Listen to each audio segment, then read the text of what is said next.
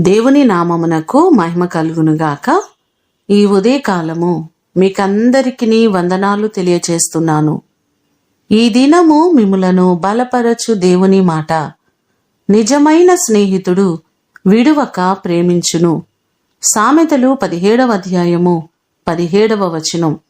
నిజమైన స్నేహితులు అంటే విడిచిపెట్టకుండా మనకున్న ప్రతి కష్టములో మనతో పాటు మనకు తోడుండేవారే నిజమైన స్నేహితులు. అలాంటి వారు ఈ రోజుల్లో చాలా అరుదుగా మనకు కనబడుతున్నారు. ఈ లోకములో స్నేహము కానీ, ఈ లోకములో ప్రేమ కానీ చాలా స్వార్థపూరితమైనదిగా మనకు కనబడుతుంది. కానీ మన దేవుని ప్రేమ అగాపే ప్రేమ. ఆ ప్రేమలో స్వార్థం అనేటువంటిది లేదు. ఏ అర్హత మనలో లేకపోయినా ఆయన మన కొరకు చనిపోయి తిరిగి లేచిన గొప్ప దేవుడు. ఈ లోకములో మనుషులతో ఎక్కువగా సహవాసం చేయడం వల్ల వారి లక్షణాలు మనలో ఏర్పడుతూ ఉంటాయి.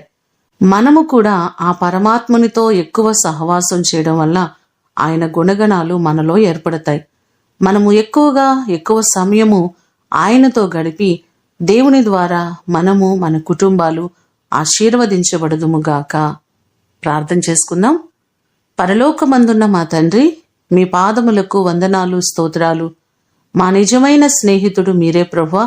ఈ లోకములో మీకంటే మా క్షేమము కోరేవారు ఎవరునూ లేరు ప్రభువా. మా ప్రియులెల్లరినీ జ్ఞాపకం చేసుకుని ప్రతి వారికి మీరు తోడుగా ఉండండి. ప్రత్యేకంగా యవన బిడ్డలను మీరు జ్ఞాపకం చేసుకోండి. ఈ లోకంలో ప్రేమలు చూచి వారి జీవితాల్లో ఎంతో నష్టపోతున్నారు.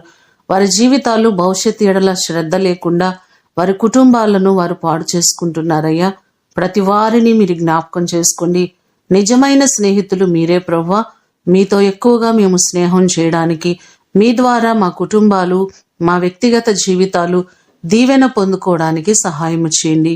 ఈ దినము కొరకు వందనాలు, కృతజ్ఞతలు తెలియచేస్తూ యేసు అతి శ్రేష్టమైన నామమున అడిగి వేడుకొని పొందియున్నాము తండ్రి. ఆమేన్. దేవుడు మిమ్ములను దీవించునుగాక.